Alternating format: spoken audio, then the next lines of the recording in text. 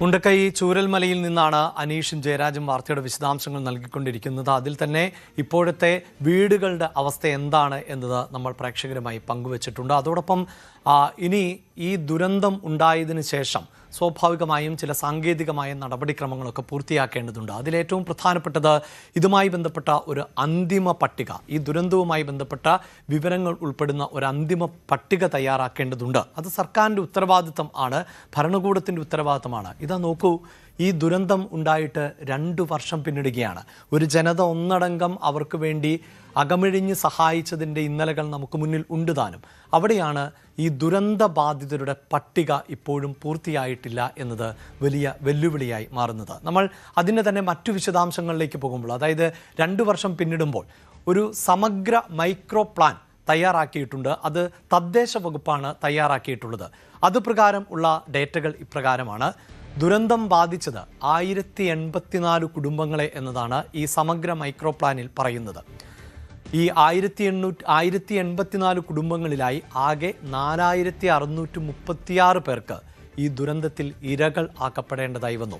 ഇതാ 1879 പേർക്ക് ഉപജീവന മാർഗം ഇല്ലാതായി. അവിടെയാണ് അനീഷിനോട് ആ അമ്മ സംസാരിച്ചത് പ്രസക്തമാകുന്നത്. പല ആളുകൾക്കും ഇപ്പോൾ ഉപജീവന മാർഗം അടഞ്ഞ സാഹചര്യം ആണ് ഉള്ളത് എന്നതാണ്. അതുമാത്രവുമല്ല, അടുത്ത വിവരം കൂടി നമ്മൾ പങ്കുവെക്കുമ്പോൾ ഇവരിൽ പലരും വളരെ സന്തോഷത്തോടെ സമാധാനത്തോടെ ജീവിച്ചവർ ആണ്. പലർക്കും ഏക്കർ കണക്കിന് ഭൂമി ഉണ്ടായിരുന്നു, അവർ അവിടെ കൃഷി ചെയ്തിരുന്നു, നല്ല വീടുകൾ ഉണ്ടായിരുന്നു. അതെല്ലാം നഷ്ടപ്പെട്ടവരാണ് ഇവരിൽ പലരും. ഇതാ 1 ഏക്കറിന് മുകളിൽ ഭൂമി ഉണ്ടായിരുന്ന 20 പേർ ആ സ്ഥലത്തുണ്ടായിരുന്നു എന്നതാണ് കണക്കുകളിൽ നിന്ന് മനസ്സിലാക്കാൻ സാധിക്കുന്നത്. ഈ വീട് വയ്ക്കുന്നതിനും അല്ലെങ്കിൽ വീടോട് കൂടിയ പ്രദേശം, നമുക്കറിയാം പലപ്പോഴും ഒരു വീട് അതൊരു 5 സെൻറ്റ് 10 സെൻറ്റ് പുരയിടം എന്നതാണല്ലോ ഏകദേശ കണക്കുകൾ. അങ്ങനെയുള്ള 50 ആളുകൾ ഉണ്ടായിരുന്നു. വാടക കെട്ടിടങ്ങൾ 54 എണ്ണം തകർന്നു എന്നതാണ് കണക്ക്. അതിലൊക്കെ പ്രധാനപ്പെട്ട മറ്റൊന്ന് കടമുറികൾ. പലരുടെയും വരുമാന സ്രോതസ്സുകളിൽ ഒന്നാണ് ഈ കടമുറികൾ വാടകയ്ക്ക് നൽകുക എന്നത്. അവർ ഒരു പക്ഷേ മറ്റ് ജോലികൾ ചെയ്ത് നേടിയ സമ്പാദ്യം കൊണ്ടായിരിക്കാം ഈ കടമുറികൾ കെട്ടിപ്പടുത്തത്. അതിനുശേഷം അത് വാടകയ്ക്ക് നൽകി ജീവിക്കാം എന്നായിരിക്കാം അവർ പ്രതീക്ഷിച്ചത്. ഒരായുസിൻ്റെ അധ്വാനമായിരിക്കാം അവർ അതിനുവേണ്ടി ചെലവാക്കിയത്. അങ്ങനെ 180 കടമുറികൾ ആ അപകടത്തിൽ ഇല്ലാതെയായി. ഇനി ഇതാ ആ 180 കടമുറികളിൽ ഉണ്ടായിരുന്ന വ്യാപാരികൾ, അവർക്ക് തൊഴിൽ ഇല്ലാതെയാകുന്ന സാഹചര്യം ഉണ്ടാകുന്നു. ഇതാണ് ഒരു അപകടം ഉണ്ടാക്കുന്ന ദുരവസ്ഥ എന്നത്. ഇനി ബാങ്ക് കടമെഴുതി തള്ളിയതിൻ്റെ ഡേറ്റ, അതിലേക്ക് ഞാൻ വരാം. അതിനു മുമ്പ് വീണ്ടും അനീഷിലേക്ക് ജയരാജിലേക്കൊക്കെ പോകുമ്പോൾ, അനീഷ് ഈ രീതിയിലാണ്, അതായത് വീടുകൾ നഷ്ടപ്പെട്ടവർ അവരുടെ അവസ്ഥ പറഞ്ഞു കഴിയുന്നു. വാടക വീട്ടിൽ താമസിക്കേണ്ടി വരുന്നു. കടമുറികൾ നഷ്ടമായവർ, കൃഷിഭൂമികൾ നഷ്ടമായവർ. ഇപ്പോഴും ഈ സർക്കാർ പുനരധിവാസത്തിൻ്റെ പേര് നൽകുന്നത് 7 സെൻറ്റ് ഭൂമിയാണ്. അപ്പോൾ കാർഷിക വൃത്തിയിൽ ഏർപ്പെട്ട് ഉപജീവനം മുന്നോട്ട് കൊണ്ടുപോയ ഒരാൾക്ക്, 1 ഏക്കറിൽ അധികം ഭൂമിയുള്ള ഒരു കർഷകന് ഈ 7 സെൻറ്റ് ഭൂമിയിൽ എങ്ങനെ ജീവിക്കാനാകുന്നു എന്നതൊക്കെ ഇപ്പോഴും ഒരു വെല്ലുവിളിയായി ശേഷിക്കുകയല്ലേ അനീഷ്?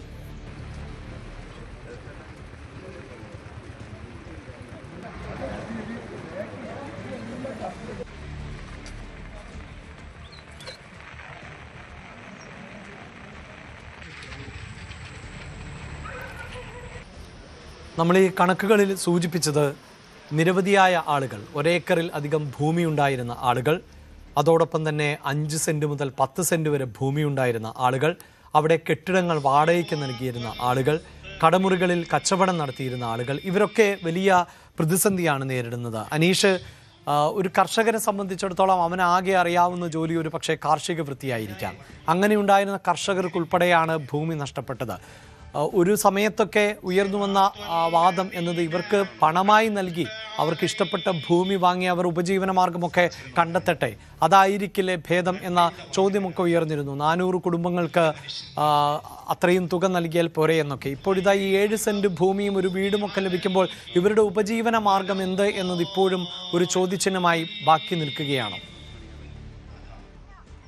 നിന്റെ ക്രോധത്തിൽ, നിന്റെ വെറുപ്പിന്റെ തീർച്ചയായും അഭിലാഷം, നമ്മൾ നേരത്തെ നമ്മളോട് സംസാരിച്ച അമ്മ തന്നെ പറഞ്ഞത് ഈ 9,000 രൂപ സർക്കാരിൽ നിന്നും ബത്ത ലഭിച്ചാൽ എങ്ങനെ ജീവിതം മുന്നോട്ട് കൊണ്ടുപോകും എന്ന ചോദ്യമാണ്. അവർ പലരും നല്ല രീതിയിലൊക്കെ ജീവിച്ച ആളുകളാണ്. നേരത്തെ നമ്മൾ അവതരിപ്പിച്ച കണക്കിൽ തന്നെ 1 ഏക്കറിലധികം സ്ഥലം ഉണ്ടായിരുന്നവർ തന്നെ ഏതാണ്ട് 50-ലധികം ഉണ്ടായിരുന്നു.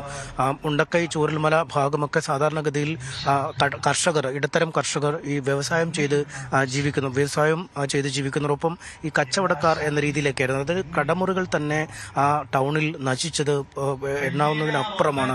അത്രയധികം രീതിയിലാണ് അവിടെ നാശനഷ്ടം ഉണ്ടായത്. കൃഷി ചെയ്ത് ജീവിച്ചവരുണ്ട്, മറ്റ് ഉപജീവന മാർഗം അന്വേഷിച്ചവരുണ്ട്. പക്ഷേ അതെല്ലാം ഒറ്റ ദിവസം കൊണ്ട് തകിടം മറിഞ്ഞ് പോകുന്ന സാഹചര്യം. പിന്നീട് എന്ത് ജോലി ചെയ്യും അല്ലെങ്കിൽ എന്ത് തരത്തിൽ മുന്നോട്ട് പോകും എന്ന് സംബന്ധിച്ച് ഒരു തരത്തിലും അവർക്ക് ചിന്തിക്കാൻ കഴിയാത്ത സാഹചര്യം. നമുക്കറിയാം, ആളുകളുടെ തൊഴിൽ എന്നാൽ അത് വർഷങ്ങളായി ചെയ്തു വരുന്ന ഒരു ഉപജീവന മാർഗമാണ്. പെട്ടെന്ന് അത് നിർത്തി മറ്റൊരിടത്തേക്ക് പോവുകയോ അല്ലെങ്കിൽ മറ്റു തൊഴിലുകൾ പെട്ടെന്ന് കരഗതമാക്കുകയോ ഒക്കെ ചെയ്യുന്നത് പലപ്പോഴും ഏറെ ദുർഘടമായ കാര്യമാണ്. അതുകൊണ്ട് തന്നെയാണ് പലപ്പോഴും മോശപ്പെട്ട ജീവിത സാഹചര്യങ്ങളും വരുമാനം കാര്യമായി ഇല്ലാത്ത തൊഴിലുകൾ പോലും ചെയ്ത് ആളുകൾ മുന്നോട്ട് നീങ്ങുന്നത്. അത്തരം ഒരു സാഹചര്യത്തിലാണ് ഈ കൃഷിക്കാർക്ക് അവരുടെ കൃഷിഭൂമി പൂർണ്ണമായും നഷ്ടപ്പെടുന്നത്. കച്ചവടക്കാർക്ക് അവരുടെ കച്ചവട സാമഗ്രികൾ, കച്ചവട ഉപാധികൾ പൂർണ്ണമായും നഷ്ടപ്പെടുന്നത്. പക്ഷേ അതിനൊന്നും മറികടക്കാൻ ഈ സർക്കാർ നൽകുന്ന ധനസഹായത്തിന് കഴിയുകയില്ല എന്നതാണ് വസ്തുത. ഒരു വശത്ത് സർക്കാർ നൽകിയ വാടക വീടുകളിൽ കിടക്കുന്നു, മറുവശത്ത് ഉപജീവന ഉപാധിയായി 9,000 രൂപ മാത്രം ലഭിക്കുമ്പോൾ അതുകൊണ്ട് എങ്ങനെ ജീവിതം കരുപ്പിടിപ്പിക്കും എന്ന ചോദ്യം അവർക്ക് മുന്നിലുണ്ട്. നമ്മൾ നേരത്തെ തന്നെ സംസാരിച്ച ആളുകൾ പറഞ്ഞതനുസരിച്ച് വീട് കിട്ടിയ നിരവധി പേരുണ്ട്, പക്ഷേ വീട് കിട്ടാത്ത ആളുകളും അവിടെ ഉണ്ട് എന്നതാണ് വസ്തുത. അവർക്കൊക്കെ ഒരുപാട് ബുദ്ധിമുട്ടുകളുണ്ട്. എവിടെയായിരുന്നു താമസിച്ചിരുന്നത്? എൻ്റെ വീട് നെടുമ്പാല. എൻ്റെ മോളാണ്. മോളല്ലേ? ജോലിപോലെ സ്കൂളിൻ്റെ അവിടെ എനിക്ക് കെട്ടിച്ച് മോളും പോയി, മരുമാനും പോയി, വേറെ കുട്ടി, മരുമാനും മോളും വേറെ കുട്ടി, 3 പേര് പോയി. അവരുടെ കുടുംബത്തിലെ ആൾക്കാരൊക്കെ ബാക്കി എല്ലാവരും അച്ഛനമ്മയൊക്കെ അവർ വേറെ താമസിക്കുന്നു. ഇവർ സ്കൂളിൽ അങ്ങോട്ടേക്കാണ് കെട്ടിച്ചത്. അവിടെ നിന്നാണ് സംഭവിച്ചത്.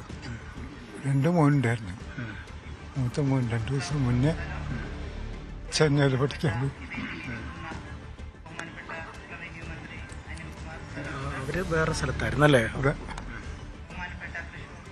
എൻ്റെ വീട് നെടുമ്പാലേ, ഇവിടെ അടുത്തന്നെ, മേപ്പാടി. അദ്ദേഹത്തിൻ്റെ നമ്മൾ കണ്ടു. അതുപോലെ ഒരുപാട് ആളുകളാണ്, അവർക്ക് ഒരുപാട് കഥകൾ പറയാനുണ്ട്. തീർച്ചയായും മനീഷ് സൂചിപ്പിക്കുന്ന പോലെ തന്നെ കണ്ണീരിൻ്റെ കഥകൾ തന്നെയാണ് അവർക്ക് പറയാനുള്ളത്. ഒരുപക്ഷെ എനിക്ക് തോന്നുന്നു അനീഷിന് മറ്റൊരു ചോദ്യത്തിലേക്ക് പോലും പോകാൻ പറ്റാത്ത തരത്തിൽ പറയുമ്പോഴേക്കും വിതുമ്പുന്ന ആളുകളെയാണ് നമുക്ക് കാണാൻ സാധിക്കുന്നത്. ഒരുപക്ഷെ ജീവിതത്തിൻ്റെ സായം സന്ധിയിൽ തണലാകും എന്ന് മക്കളെക്കുറിച്ച് അവർ പ്രതീക്ഷിച്ചിട്ടുണ്ടാകാം. അങ്ങനെയുള്ളവരെയാണ് നഷ്ടമായത്. വീടിൻ്റെ ഫ്രണ്ടൊക്കെ ഇടിഞ്ഞു, അതൊന്നും ഇതുവരെ ഒന്നും ചെയ്തു തന്നിട്ടില്ല. ഒന്നും ചെയ്തു തന്നെ. എന്തൊക്കെ നഷ്ടം വന്നാലും ഞങ്ങൾക്ക് വീടിൻ്റെ ഫ്രണ്ട് മൊത്തം പോയി. അത് ഇതുവരെ ഒന്നും ചെയ്തു തന്നിട്ടില്ല സർക്കാർ. അവിടെ തന്നെയാണ് ഇപ്പോഴും താമസിക്കുന്നത്. ഞങ്ങൾ മെയിൻ റോഡിലാണ് ഞങ്ങൾ താമസിക്കുന്നത്. ഒരു സർക്കാരിൻ്റെ ഒരു ഫ്രണ്ട് മൊത്തം ഇടിഞ്ഞു പോയി. ഞങ്ങൾ പ്ലാസ്റ്റിക് ഇട്ടിട്ട് ഞങ്ങൾ ഇരിക്കുന്നത് അവിടെ. ഇപ്പോഴും അങ്ങനെ തന്നെ? ഇപ്പോഴും അങ്ങനെ തന്നെ വന്നാൽ. നിങ്ങൾ ഈ പട്ടികയിലൊന്നും ഉൾപ്പെട്ടില്ലേ? ഇപ്പോൾ എല്ലാ പട്ടികയിൽ നമ്മളെ ഒരുത്തന് മാത്രമേ വീട് കിട്ടുള്ളൂ. മകനൊക്കെ മാത്രം, മൂത്തവൻ്റെ മോനെ. ബാക്കി ആർക്കൊന്നും കിട്ടൂല. ആർക്കൊന്നും കിട്ടില്ല. നമുക്ക് ജീവിക്കാനുള്ള മാർഗങ്ങളൊന്നുമില്ല. ഒന്നും സർക്കാർ ഒരു പൈസ നമുക്ക് തന്നിട്ടില്ല. അതുപോലെ എൻ്റെ മോനാ മരിച്ചു പോയത്. അതുകൊണ്ട് എനിക്ക് ഒരു പൈസയും തന്നിട്ടില്ല ഇതുവരെ. ഒരാൾക്കേ കിട്ടുള്ളൂ അല്ലേ? ഒരാൾക്കാ കിട്ടുള്ളൂ. നിങ്ങളുടെ ജീവിതം പോയി. നമ്മുടെ ജീവിതം കട്ടപ്പോൾ പിടിയില്ല. ഈ കച്ചവടക്കാർക്കൊക്കെ ഇത് തന്നെ പറ്റിയിരിക്കുന്നില്ല. ഒരു ഉപജീവന മാർഗം പിന്നീട് കിട്ടും ഒന്നുമില്ല. അവിടെ ചൂരമല കച്ചവടക്കാർക്ക് ഒരു മാർഗവും ഇല്ല. അവിടെ ഒന്നും കിട്ടാനുമില്ല. ഒത്തിരി കെട്ടിടങ്ങളൊക്കെ പോയി, ഒരുപാട് സ്ഥലം പോയി, കെട്ടിടം പോയി, എല്ലാം പോയി. നിങ്ങളൊക്കെ എവിടെ താമസിച്ചിരുന്നത്? ഞാൻ ചൂരൽമലയായിരുന്നു. നാശനഷ്ടം ഉണ്ടായിട്ടുണ്ടോ? വീടൊക്കെ പരിപൂർണമായിട്ട് പോയി.